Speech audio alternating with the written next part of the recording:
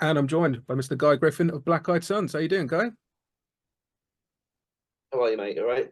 Yeah, I'm good, man. Obviously, last time we spoke was a few years ago, so a lot has happened since, to say the least. Yeah. But brand new debut from Black Eyed Sons under the moniker. Um, it is a great record, mate. I mean, obviously, there's a lot of guests on this album. Was that something that was planned always with this release, or was it just something that kind of occurred a bit more naturally with it? It kind of, it kind of sort of just progressed naturally, really. It wasn't any big sort of master plan. Um, Not with anything really that happened in the last 2 or 3 years. It's all Hmm. been a bit of a roller coaster, but it was just, we did, we did one song. I think the first one was,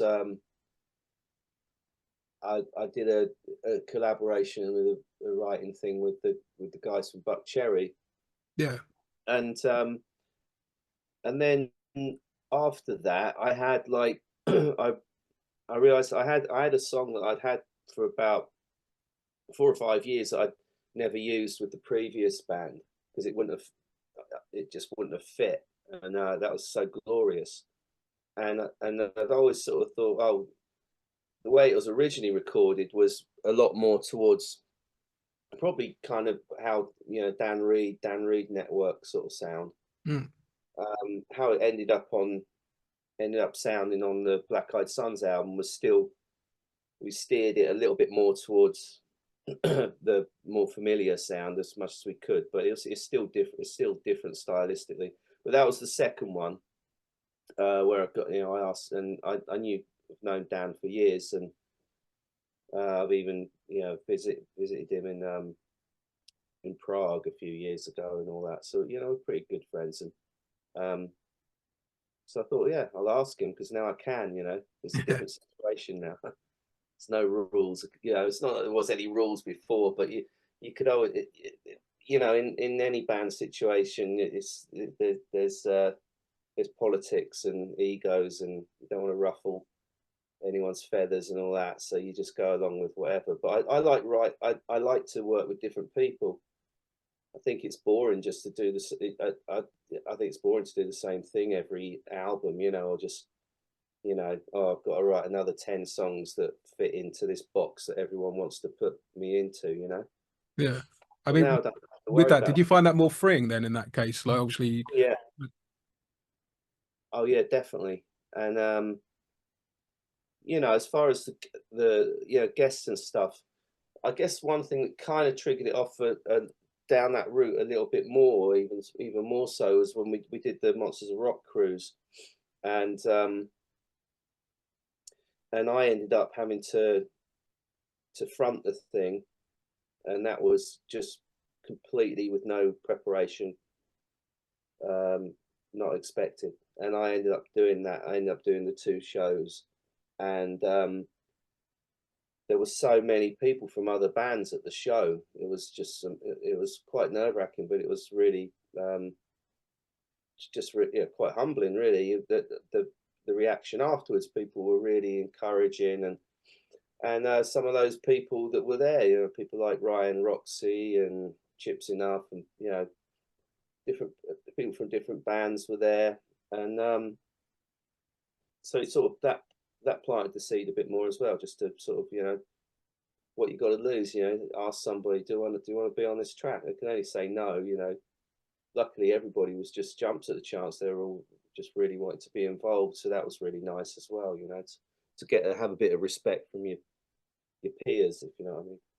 yeah, man, that's really cool to, like you say, to have, and especially with like the live set when you're kind of thrown in.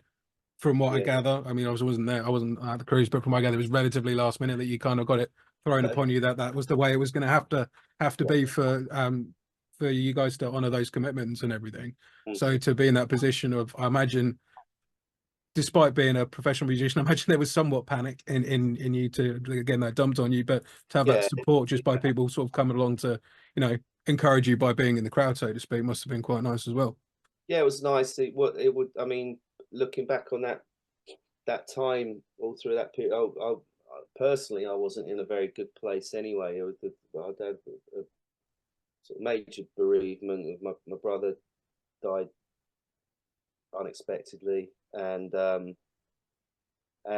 wasn't in a good place anyway. So to be thrust to have to do that, plus I was suffering from, I don't know if you ever heard of it, but labyrinthitis. So I was like going through all these dizzy spells and everything Oh, okay. at the same time. So it was like, yeah, not a lot of, not a hell of a lot of fun, but it was like, we did the shows, and they went okay, and it was just moving forward from that point on, really. Whatever obstacles were put in our way, we just had to sort of climb over them, or smash through them. Really, that's all we could do. Yeah, man. I mean, you mentioned the passing of your brother there, mate. Am I right in thinking that was the inspiration behind Autumn Rains? Sorry. Yeah, yeah, definitely. Yeah, that was written not not long after, really, and it was actually sang not long after the fact either, and it's not like the most perfect vocal. I could have, technically I could have probably sang it better, but it just didn't seem right to change it, because it was of the time when I wrote it. So like a document in time, for for better or worse. So yeah, that's definitely that song stems from that. It's got a really good reaction from people, and yeah, I think it's probably one of the strongest songs I've ever written. But it's kind of a song I wish I hadn't written. Yeah, of course. I Ironically, mean, obviously, like you say, it came yeah, from a really sad thing to have to go through. But yeah. it's I know you're saying about the vocal there, and I did wonder how long after it, your brother passed away and that song had been written and then recorded, because there's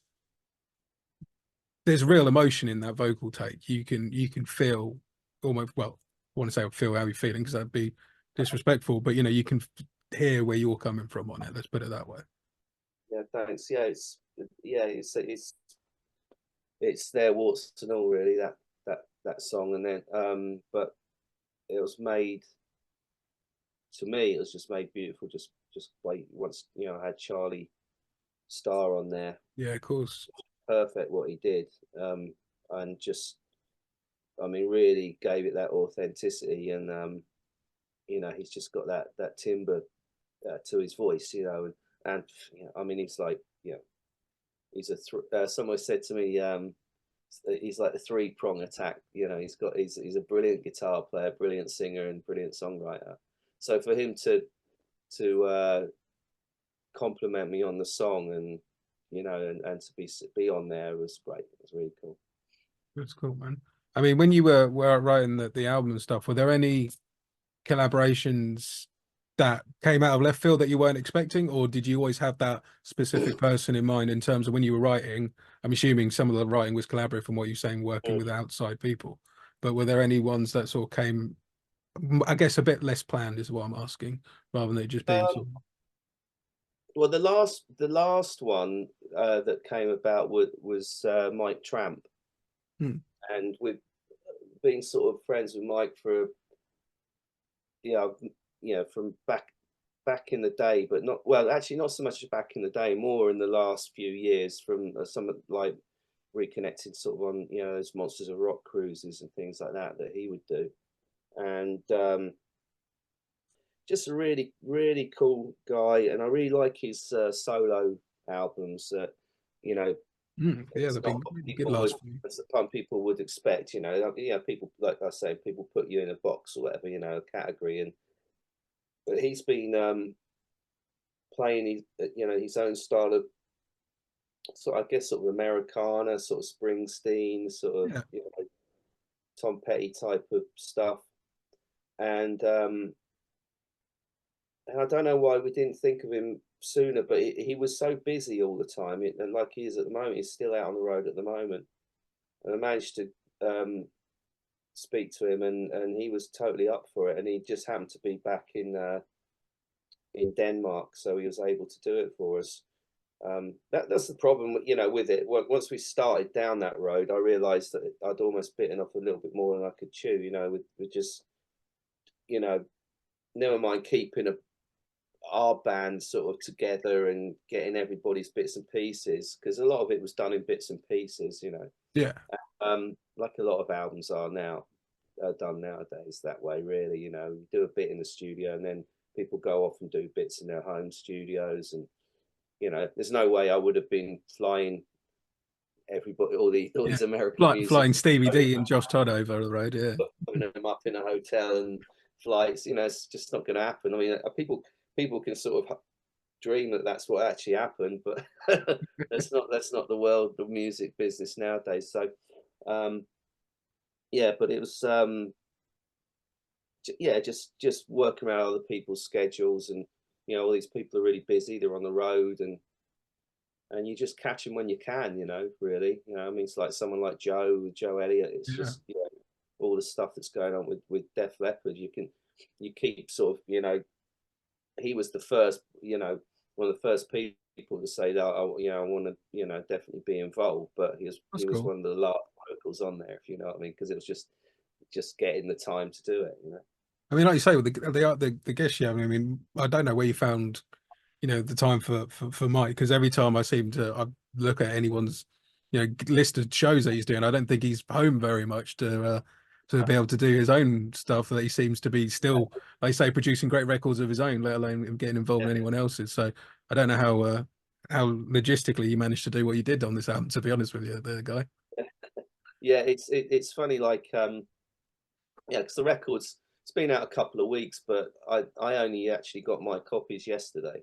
Oh, did So it? it's funny just to have the, you know, to have the, especially the vinyl, you know, and it sort of makes it a bit more real, you know, when you've actually, you know, coming from the old, you know, old school as I do, you know, just having the physical thing in your hand, and the artwork, and the artworks, you know, all the artworks come out how I wanted it to come out, and the album looks cool, and then people are sending me pictures of it in on the racks in HMV and all that kind of stuff, you know, which is sort of, it's still cool to me, you know, all that, you know, to see it there. It's got, you got Black Eyed Sons, and you got Blondie, and you know, Black Keys, and Beyonce or something. You know, we're actually in the rock, we're actually in the rock and pop section rather than all the you know, The real heavy the stuff. metal, whatever, you know. So it's nice to be in, you know, nice to be in the rock and pop section. Is that something that still gives you buzz then, seeing like a physical vinyl? I mean, I grew up around vinyl. I watched some, you know, for Yeah, me, streaming has its place for me when I'm in the gym and things like that. But yeah, I'm at home. I want to put on a vinyl. I want to put on a CD. yeah. I mean, I get the thing that, you know, people from sort of the generation I'm from, it's it's still a thing, you know. That's what you when you first were into music, that's what you know, you saved up all your pennies to go and get you know, deciding which record. You had to make a decision and take a risk on buying an album just on reading a review of it or something, because there was no way you would have heard it, you know, back in the day. It was, you know, you'd buy Sounds or Kerrang or something and read a review of it and go off their review and then go and buy it. You might, if you're lucky, you might have heard one of the songs before the album came out, you know. Yeah. But it's yeah, it's nice to have the, just to have the album, and after all the work that's gone into this particular one, you know, this one's particularly sort of special just because of everything around it, really. You know, it's a whole different thing than any of the albums we've done in the last few years, you know.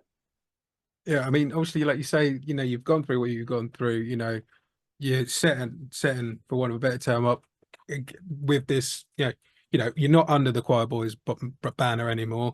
You're starting off afresh, so to speak, in many ways.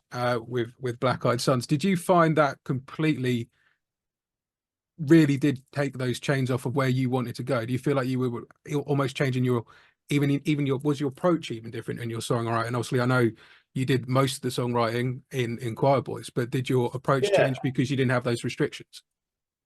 it was different with this because my thing with this was I just wanted to make the best record I could make under the circumstances and just try and make the best record I could make. And I haven't written as many songs on this album as I would on Choir Boys albums, ironically. You know, I mean, I'm 5 or 6 songs on this album, and then Paul Guerin's got 3 songs on here, which are great songs. You know, and it's, to me, it's just, what's the best song? I don't care who wrote it. You know, I don't care about the politics of who's, you know, yeah, you know, I get the thing, you want your name on a song, but why would you want your name on a song if you hadn't really had it much to do with it? You know, I don't get that. You know, that's just an ego thing to me. So, and nowadays, you know,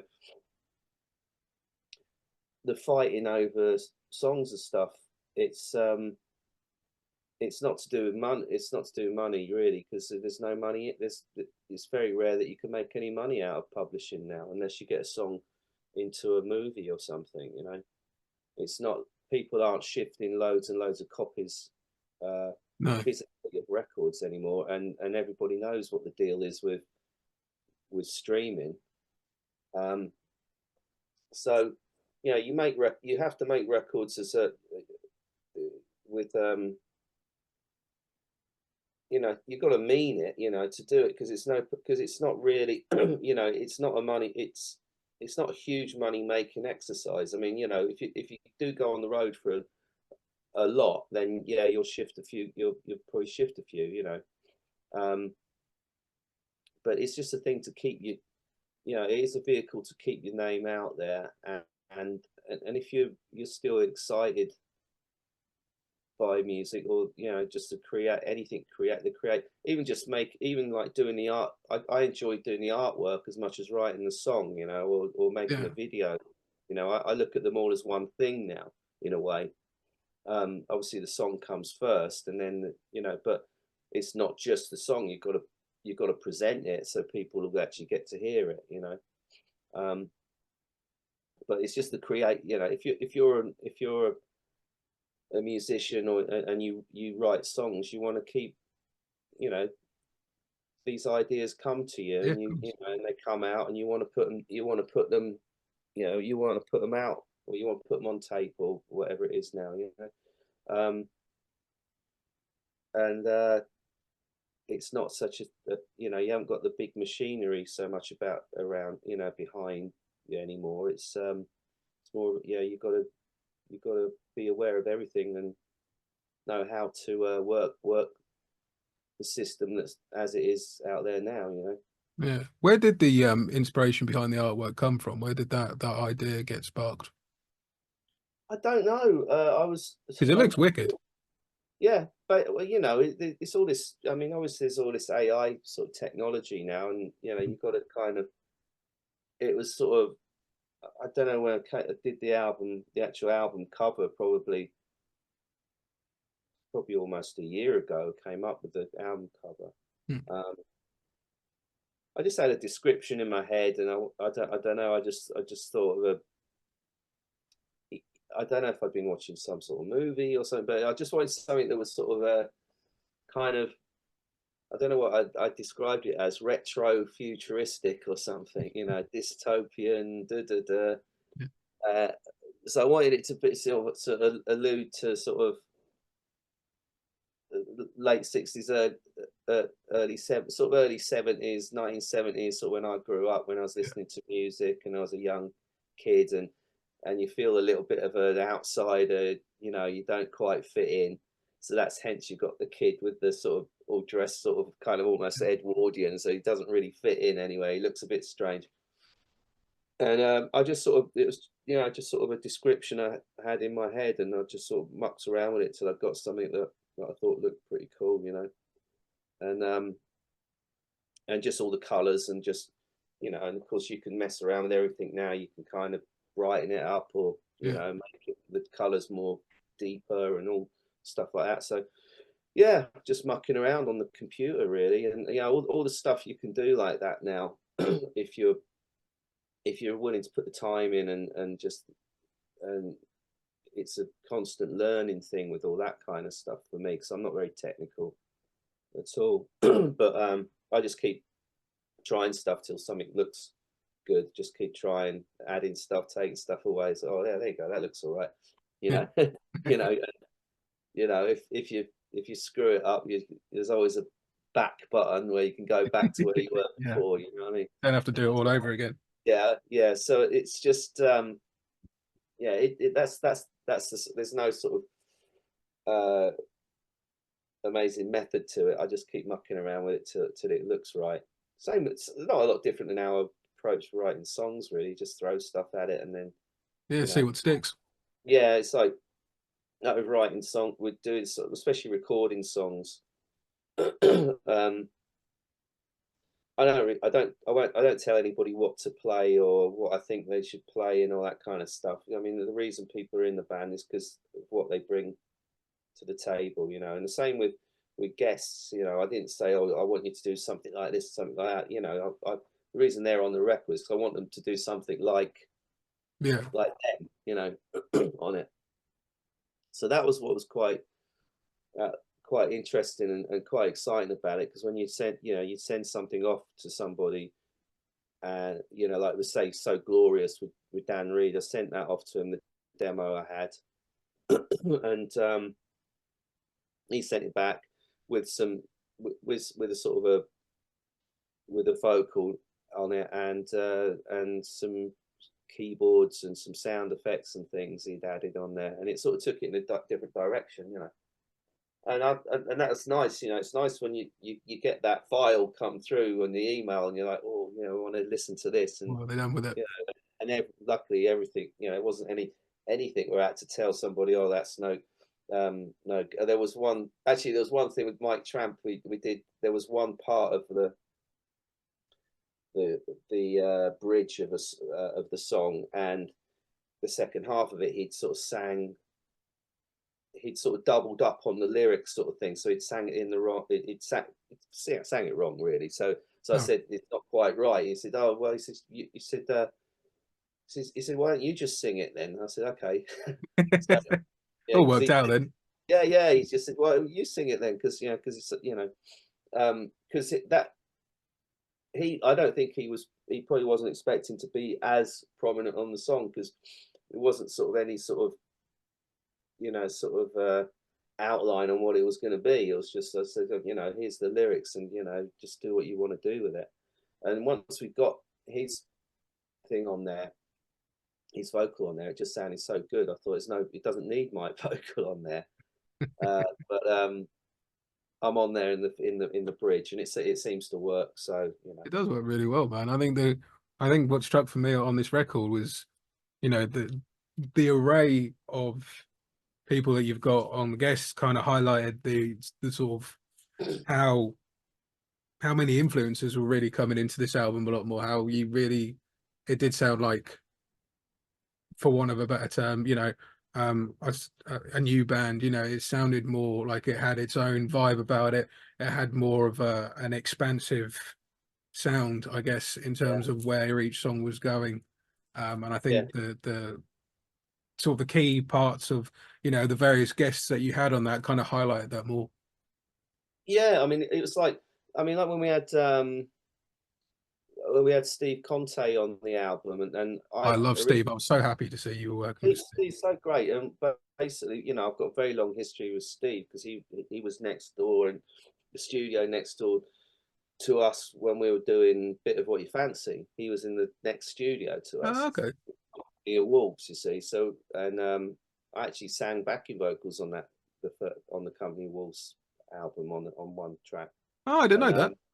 Yeah, a song called Saint James Infirmary. Yeah. And yeah, and there's he, I don't know why, but I'd heard I'd heard this Mick DeVille song, and it wasn't actually one that I was that familiar with. And I listened to it, I thought, God, this is great. This is just like, yeah, it could have been a Cowboys song as well, you know. Real rock and roller, a real groovy song. And then I realized that Steve he'd played guitar with Mick DeVille at one point, All right. So yeah, so I got him. I asked him to do the solo. So he did the solo. He did this cracking solo on it, and then he said, "Oh, I've got a couple of riffs that'd be great for you guys." I said, "I'll send them over," you know. And he sent over a song. It was a demo of it was a Company of Wolves song called "Fooling Yourself." Yeah. The full demo, and it just and this album was kind of missing that type of song. It was probably the most sort of obvious, alluding to our Yeah. previous band and all that. But that's because that's not where my head was at that time. I just couldn't bring myself to write anything like that, even though I've written 100 songs like that, you know. And I listened to this song and I thought, yeah, this is It is cracking. really cool. Yeah. And so basically we just re-recorded it, you know, with our band. I didn't change the arrangement or anything. That's what I'm saying about songs. I mean, I could have written gone in and written another verse just to get Yeah. my name on there, you know. But it didn't need anything doing on. It didn't need anything doing on it. So and it just came just at the right time, that song, you know. So it's one of my favorite tracks on the album. I mean, it was the first song off the album, you know. I thought it'd be a good one to put out because it won't scare too many people away, you know. It's not going too left field. Um, and when we played recently, the first show that we played it live, and it sounded great live, so it'll always be in there, you know. That's But it great, was man. great to have Steve on there, you know, and with our history, and actually the drummer that was in with Company of Wolves, Frankie. He actually signed. He became an A&R guy. He signed the Spin Doctors, and then he signed my band Glimmer to Atlantic Records, and Oh, so there was that connection there as well. So it that's was cool. yes, it was nice to have Steve involved. I mean, Steve's just guitar playing always has a huge presence. I mean, Yeah, you know, when he got involved, when I mean, first time I saw him live was when the New York Dolls reformed, and I went to yeah, go see him in Kentish Town at the Forum. And just the first time I saw him live was just like, that man's a force. You know, it's just such a great sound about him. And obviously on the being the Dolls, you know, you cover "Can't Put Your Arms Around a Memory" on the album as well, which is one of my favorite songs ever. What made you choose that song in particular to chuck on? How did that come yeah. about? There's been I mean, it's got some really great reviews and stuff, and but people have said, oh, it's a bit of a, you know, it's been covered by other bands, and it's a bit too obvious a cover. But what it was, that was another thing. It just happened. It just ended up on the album because in lockdown I'd done a version of that song with Ryan Roxy. Oh yeah. Actually, Ryan had instigated it. It was his project. He did this thing. It was a charity thing for Doctors Without Borders, and he did this thing with when he was still living in Stockholm. So he had a lot of musicians from Stockholm on it. You know, like people like the Electric Boys, and Oh, okay. Yeah. so he asked me if I'd sing a verse on it and play some guitar on it, and then it was like a video. The video's still up there somewhere on YouTube. Oh, I'll check that out. I can't remember what he called the band now. Yeah, it was a really cool name for the band as well. But yeah, it was just a one-off thing. And so I had the guitar track. So I had the guitar tracks here in my studio, and I had Ryan's vocals. And so I suggested him. I said, you know, is it right? Can I do something with this? He said, absolutely. I sang the whole song, kept some of his backing vocals and his acoustic, and then it was the last song that was finished. I sent it off to Martin Ekelund in Sweden, who's worked with us before, and he ended up mixing and mastering, but he also added a few instruments here and there. Yeah. And he said, "Oh, I've had a mess around with it. I hope you don't mind." And I was like, "What's he done?" So he sent it to me, and I was like, "Wow," you know, because he plays cello, and I had asked him about maybe doing some cello on it, but keeping it sort of more, you know, just a Yeah, just end to of kind of the thicken it album, up or whatever. trip backtrack. And then he came and he put drums and but he put a drum track and bass on it and a string arrangement and made it, you know, and chopped and changed it around, and it was like it became this whole thing, you know. It actually reminded me a bit like a Smashing Pumpkins or something, Yeah, eh? it You definitely know, had that kind of sort of 90s alt kind of slant to it. yeah, yeah, and just really brought it to life, you know, and I think took it away from a lot of the other covers that have been done with it, which were just sort of done the same as the original Johnny Mm. Thunders song, whereas this is bit, yeah, it takes it, it retains that thing, but it takes it in a bit of a different direction, and it was like just a little bit of a nod to a couple of friends that I'd lost as well. My best friend Dan Cohen, who was I went to school with, and he was in my first two bands, and you know we got into music together really, you know. And he passed away a couple of Christmases ago, and then just after that, we you know, we lost Guy Bailey as well. So Yeah. on the album, I've just put a little, yeah, it's a little tribute to both of them, really. You know? So nice way to end the album. You know, little, I suppose a little bit somber, but it's like, but you But a know, nice just a little nice, nods to, like you say, to a some little fallen nod. friends, man. Yeah, Yeah, it's cool. I mean, you mentioned Guy there, obviously. Obviously also on there you've got Chris on the album as well, which I guess could have raised an eyebrow for some people who were trying to yeah. look for an eyebrow to raise. But how long had it been since you worked with Chris on anything before this one? I hadn't done it. I mean, socially, I was being friends with Chris, but I'd never.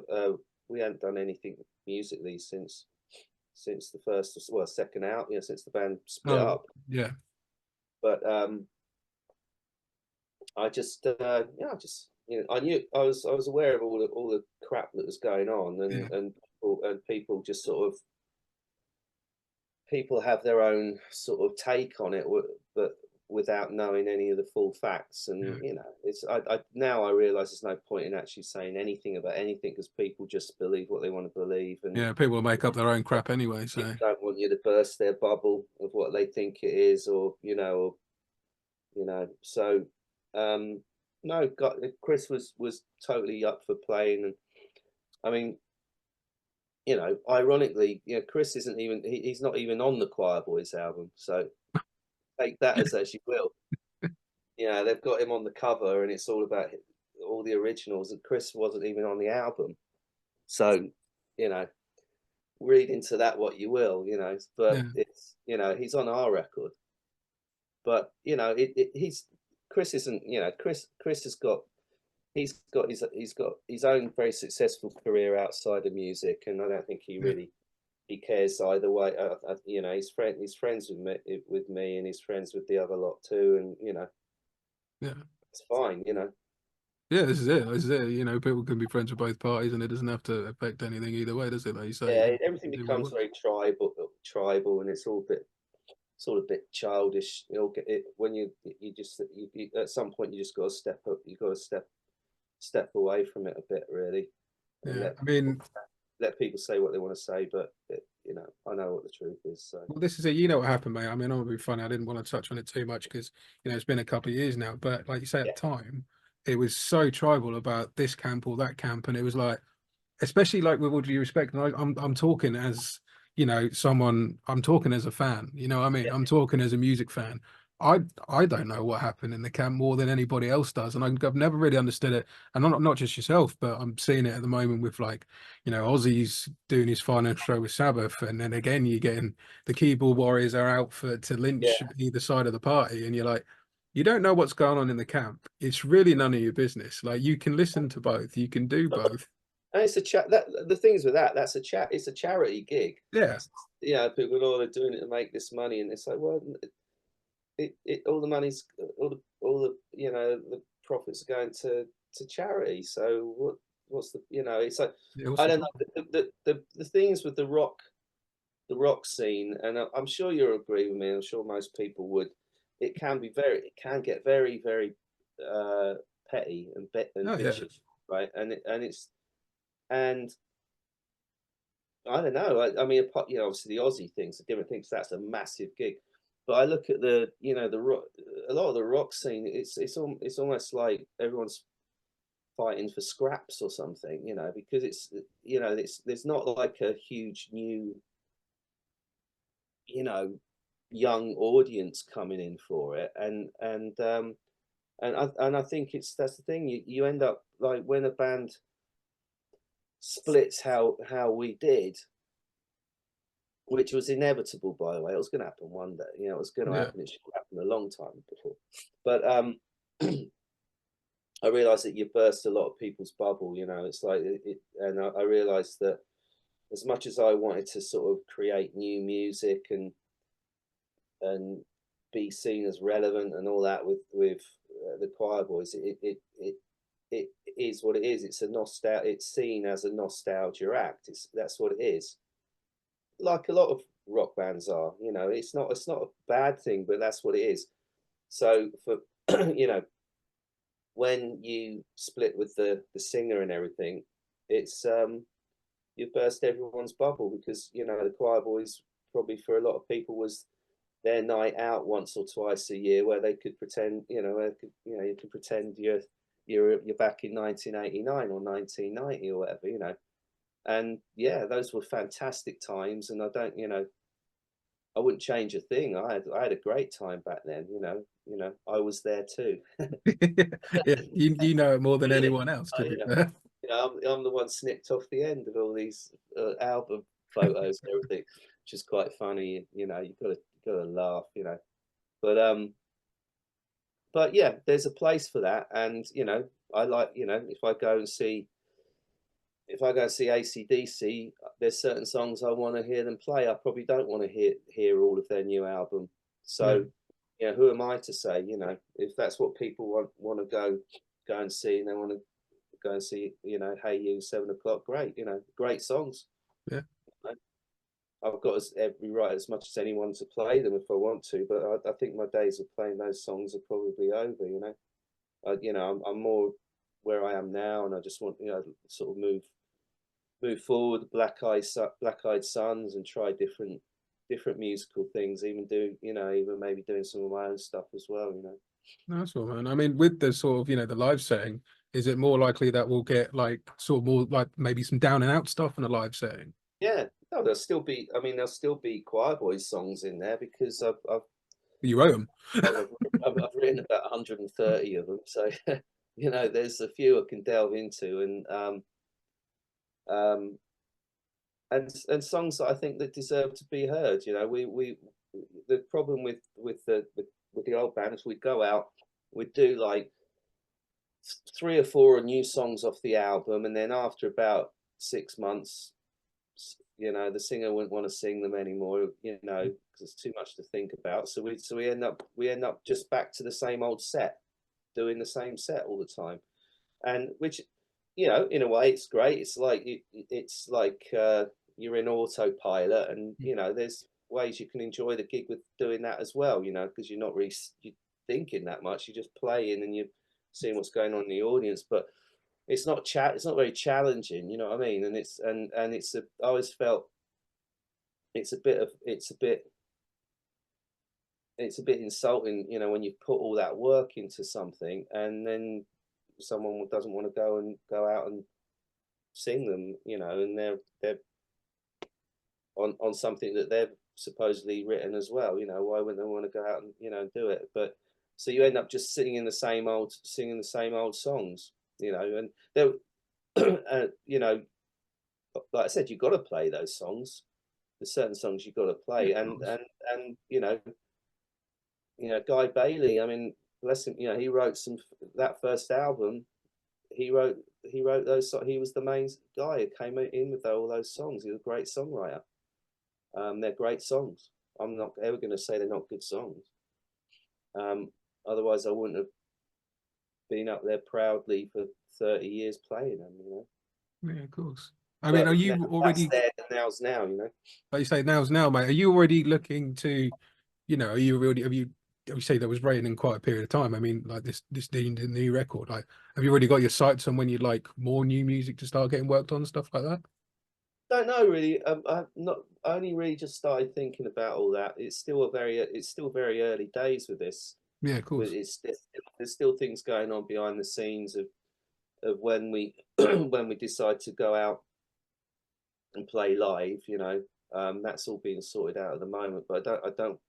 It's not something where we want to just go and just play gigs here and there just for the sake of it, because it's just logistically it's a nightmare to put together anyway. So Yeah. it has to be more planned out nowadays, and so that's what we're looking into at the moment. And then as far as onto a second album, we'll start thinking about that in the next few months, I guess. Yeah, Yeah, I've nice got one. plenty of stuff like on the back burner, or recorded, lots of ideas recorded already anyway, Mm. which I think will work for Black Eyed Sons. So that it's good to have some songs already, that sort of can kick off the process again, and Sense, yeah. get the wheels turning again. Yeah. There's a great video you released earlier today as well for the title Oh, track as thanks. well. Yeah, it's a Yeah, cool video. yeah. It's like I say, it's really cool. It's really fun to get into that side of things now as well. And something that would have even like a couple of years ago, like a video that we've put out today, a couple of years ago, that would have, well, it wouldn't have been possible to make that video anyway a couple of years ago, Yeah. technologically, and just it would have cost thousands and thousands to make that record, to make that video, and now you could, with the right tools, you can do it yourself, and that's really liberating for me now, because that was always the weak link to trying to make videos, because you'd have to either find somebody who knew what they're doing, or you'd have to pull a few favors, and so then you'd have to compromise on things. I hate compromising on things when it affects the Yeah. quality. Makes for your kind of like what you want to do with Yeah. it, kind of thing. And we put some stuff out the last couple of years, which were as good as anyone else put out. But now that the technology there and everything, I mean, like just being able to bring the kid to life from the album Yeah. cover, it's just this is great. Yeah. It's really it's very strange, but it's cool. That's cool, man. So how is the rest of the year looking for you, mate? What is the sort of plans for the remainder of the year as such? Well, at the moment, it's just it's continuing as we're doing. It's like I said, it's early days, so we're able to the video aspect of it is a big part of it now, just because now we're able to, it's not a limit to, or budget to a limit, a budget to how many videos you can put out from an album. I could probably do videos for every song on the album, if we have the time. So there'll be a lot more sort of video content coming out, and then um, in the in the summer, we're not sure what we're doing yet. We do have some shows in Europe, and then we're looking at doing some shows. We were going to be doing some shows in April, but not sure. We'll see what happens with that. Yeah. It might be getting moved further back, so we can actually, sort of build up to them better, and and promotion wise and all that kind of thing, and have a bit more momentum behind the album. But we're definitely going out and playing, gonna be out there live, and that's what we do. It's very strange not to have played for such a long time. Apart from that, we did the one show in London, which went amazing, That looked and like was it was sold completely off out. the scale, mate. It sold out really It quick. was brilliant. It was absolutely brilliant. It was really, and it was just came at just the right time, just to,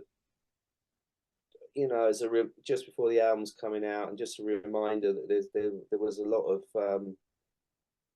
of goodwill out there, and a lot of positivity, which was, after the last couple of years, was just like a breath of fresh air. It was really, like doing that gig was like a weight lifted off my shoulders, really, because I realized that we could do it. It was like a new thing for me, because it was a new sort of I don't know what the word, well, sobriety, I guess. I Yeah. knocked the alcohol on the head like 9 months ago, so it's like but just going up on stage without the glass of wine on the you know, on the app, or a beer or whatever, you know, almost like a crutch, you know, that I used to have, and now I don't have it, and I didn't know if I'd be able to do it until the moment I walked on stage. So it was either gonna Happen get or it wasn't. awful anxiety, stage fright, or imposter syndrome or whatever, or it was going to work. And I got up, and I probably enjoyed it more than I did before, you know, because you're more clear, you're more in the moment, you know. Do you think So being able to do that now with, you know, the the Black Eyed Suns banner was like a good way to draw a line in the sand, so to speak, and you yeah, I bump. mean, you know, the thing of this sobriety thing and everything within the Choir Boys framework was pretty difficult. You know, that was a difficult environment to be able to do that, and stepping away from that for almost a year enabled me to do that and start sorting things out, more personal and more important things than a rock and roll, you know, an old rock band. You know what I mean? It was like it was good to step away from that and all the ridiculousness around it, and just you know, I just let people do what they're going to do. You know, I'm doing what I want to do, and other people can do what they want to do, and just move forward, and that's it. You know, we're all in different worlds nowadays, so it's you know, everyone can be happy and do what they're doing. You know? Yeah, absolutely. I mean, it's a great record, mate. I'm looking forward to, when dates get announced and stuff. I'm looking forward to hearing these songs live, man. Thanks for your time. It's been great to catch up with you, Guy. It really has, mate. At the beginning of the interview, I'm going to play Autumn Rains because we spoke about that quite a bit. And it's probably one of my favorite songs off the album. But what song off the album would you like us to play at the end of the interview?